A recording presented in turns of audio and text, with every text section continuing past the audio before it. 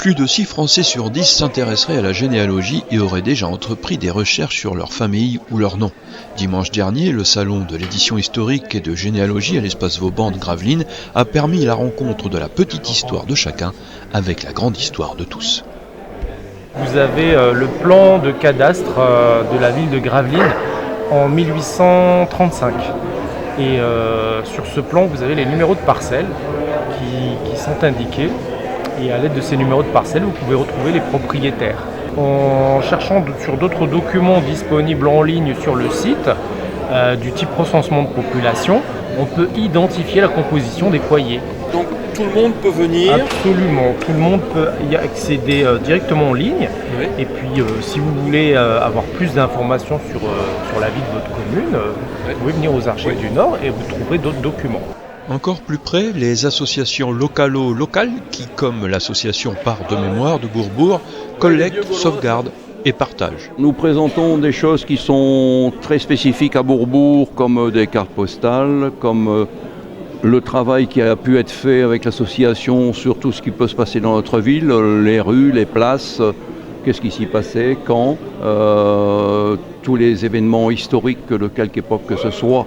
Nous collectons tout cela pour donc le repartager. Repartager notamment avec qui est en recherche d'informations sur sa famille, sa rue, son quartier, sa commune. Pour des personnes qui ne connaissent pas ou qui voudraient avoir une idée d'eux ou qui ayant, je vais dire, le petit bout de ficelle dans les doigts qui savent pas ce qu'il y a derrière, on les aide à tirer dessus avec ce que nous avons, c'est-à-dire que par rapport à ce qu'ils nous disent, on peut remonter vers une piste.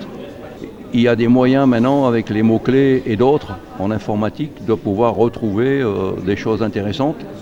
Alors que si vous recherchez, je vais dire bêtement, comme quelqu'un qui tape sur un ordinateur sans vraiment savoir où aller, vous ne trouverez rien ou vous passerez 15 jours à trouver une chose que eux trouvent en 10 secondes.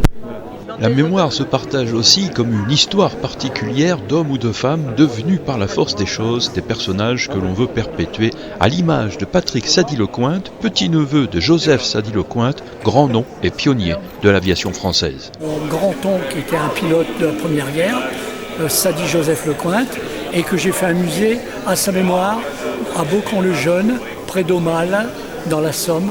Voilà. Et j'ai écrit pour lui, c'est uniquement pour sa mémoire, avec le Souvenir français qui est là derrière.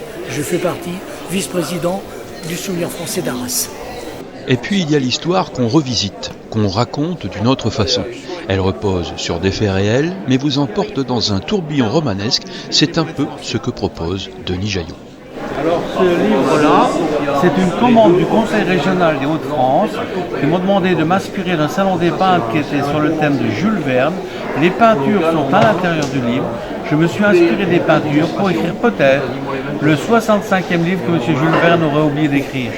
2 ans et demi de travail et de recherche.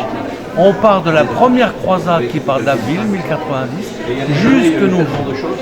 Histoire familiale, histoire locale ou régionale, ce sont nos souvenirs, notre mémoire qui se sont racontés le temps d'un salon à la Seine-Vauban.